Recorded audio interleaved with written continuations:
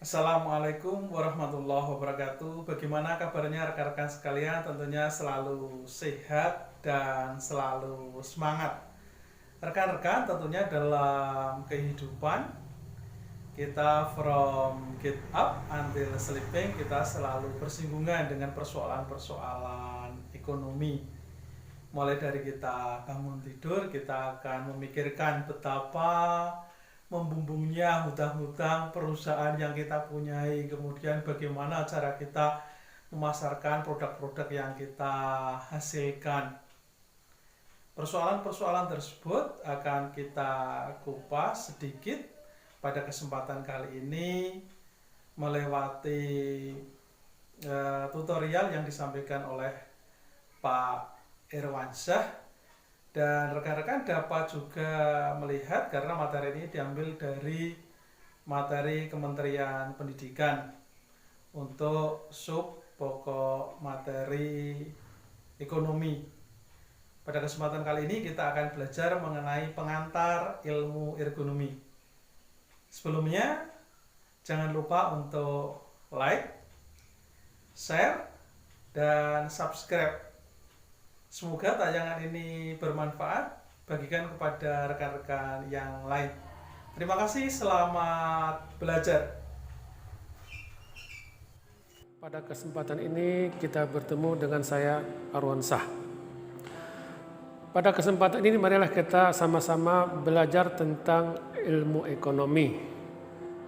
Saya berharap kepada Anda semua dengan adanya pertemuan kita ini, tentu kita semua akan mendapat cakrawala luas tentang apa itu ilmu ekonomi yang begitu indah. Kenapa saya katakan begitu indah? Karena ekonomi itu sangat dekat dengan lingkungan kita dan kita sendiri adalah pelaku daripada ekonomi itu sendiri.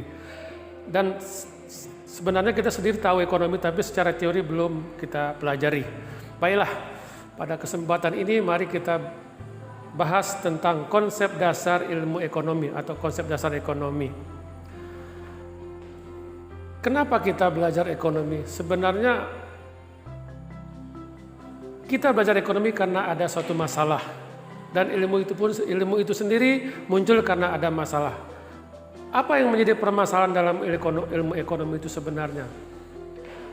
Sebelum kita bahas lebih lanjut, saya akan memperkenalkan suatu kalimat yang bunyinya adalah kelangkaan, atau dalam bahasa Inggris disebut dengan scarcity.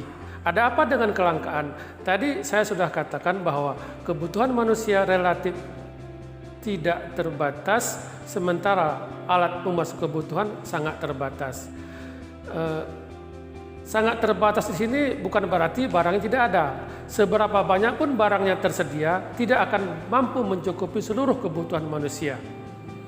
Oleh karena itu, manusia yang normal tentu akan melakukan apa yang disebut dengan pilihan, sehingga ekonomi itu disebut juga ilmu pilihan. Kita memilih, tentu apa dasar pilihan kita adalah skala prioritas. Kita semua tahu apa itu skala prioritas, yaitu sederet daftar kebutuhan kita, mulai yang dari yang paling penting, paling urgen, kurang penting, dan paling tidak urgen begitu. Karena tadi manusia melakukan pilihan, dan itu adalah ilmu ekonomi, saya katakan ilmu pilihan, tentu dengan sendirinya kita akan memilih yang terbaik. Dengan demikian kita akan mengorbankan yang lain, karena tidak mungkin semua kita rangkul dalam suatu waktu. Pasti ada, kalau kita memilih A, paksa mengorbankan yang B. Itu yang disebut nanti apa itu opportunity cost, atau biaya peluang. Mungkin itu akan kita bahas nanti tersendiri pada topik berikutnya. Kita kembali kepada persoalan kita adalah alat memuas kebutuhan. Sebenarnya apa yang disebut dengan alat pemuas kebutuhan sendiri, atau kebutuhan apa yang dibutuhkan oleh manusia dalam kehidupan sehari-hari? Kita bahas satu persatu. Pertama, kita lihat kebutuhan berdasarkan atau menurut intensitasnya. Kebutuhan menurut intensitas kita bagi kepada tiga poin atau tiga golongan. Yang pertama adalah kebutuhan primer atau kebutuhan yang utama. Yang kebutuhan ini tidak boleh tidak. Saya sering menyebutkan SPP. Ya, bukan berarti uang sekolah, tapi sandang, pangan, dan papan. Ini adalah kebutuhan yang tidak boleh ditawar-tawar. Makanan, ya, kemudian pakaian, dan perumahan. Itu disebut dengan kebutuhan pokok.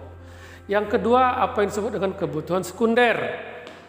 Kita sudah punya rumah, sudah punya makanan. Boleh dong kita beli kursi, boleh kita beli TV. Nah, kursi, TV kita sebut dengan kebutuhan sekunder. Kemudian yang ketiga ada disebut tadi kebutuhan tersier, yaitu kebutuhan yang dipenuhi setelah terpenuhi kedua kebutuhan tadi, yaitu kebutuhan primer dan kebutuhan sekunder.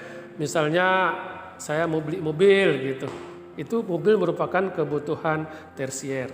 Itulah tiga jenis kebutuhan kalau kita golongkan berdasarkan intensitasnya. Berikutnya penggolongan kedua adalah kebutuhan berdasarkan sifatnya. Itu kita bagi dua. Pertama, kebutuhan jasmani, yang kedua apa yang disebut dengan kebutuhan rohani. Kalau bicara kebutuhan jasmani, jelas itu yang ada pada tubuh kita, ya. Seperti makan, pakaian. Jadi makan atau pakaian berdasarkan sifatnya itu tergolong kepada kebutuhan jasmani. Walaupun tadi di dalam kebutuhan pokok juga disebutkan, tapi berdasarkan intensitas. Sekarang berdasarkan sifatnya. Kebutuhan berdasarkan sifatnya yang kedua adalah kebutuhan rohani, yaitu kebutuhan yang kita perlukan tapi bendanya itu tidak harus nampak. Misalnya tadi beribadah, itu adalah kebutuhan rohani kita. Kasih sayang juga kebutuhan rohani. Itulah dua kebutuhan berdasarkan sifatnya. Sekarang kita bicarakan kebutuhan yang ketiga, yaitu kebutuhan berdasarkan sumber penggunaannya. Kebutuhan berdasarkan penggunaannya itu dibagi dua. Pertama, kebutuhan sekarang. Kedua, kebutuhan yang akan datang. Walaupun waktu itu sebenarnya ada tiga, yang lalu, sekarang, akan datang. Tapi kita tidak bicarakan kebutuhan yang lalu karena itu sudah lewat. Jadi saya ulang, kebutuhan berdasarkan sumber waktu penggunaannya adalah kebutuhan sekarang dan kebutuhan akan datang.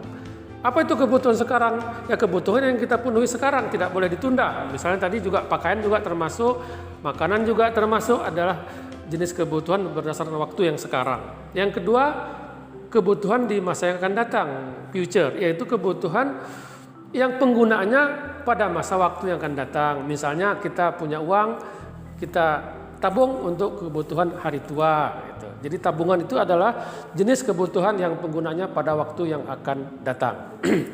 Itu penggolongan yang ketiga. Sekarang penggolongan yang keempat, yaitu kebutuhan berdasarkan subjeknya. Kebutuhan berdasarkan subjeknya digolongkan dua. Yang pertama kebutuhan individu, yang kedua kebutuhan kelompok. Apa itu kebutuhan individu? Saya kira dari segi namanya pun sudah jelas, yaitu kebutuhan yang diperlukan oleh individu atau seseorang, individu orang sendiri gitu. Misalnya juga sama, makanan juga termasuk kebutuhan individu berdasarkan subjeknya. Sedangkan kebutuhan kelompok, kebutuhan yang dibutuhkan oleh sekelompok orang. Misalnya dalam suatu kampung dibangun lapangan bola, dibangun masjid, itu kebutuhan yang kita perlukan berdasarkan kelompok. Itulah sebenarnya ada 4 jenis kebutuhan yang kita pergunakan atau kita pakai dalam kehidupan sehari-hari berdasarkan intensitas, berdasarkan sifat, berdasarkan waktu penggunaan dan berdasarkan subjeknya. Berikutnya tadi kan alat pemuas kebutuhan. Sekarang kita bicarakan bagaimana cara memperoleh kebutuhan itu sendiri.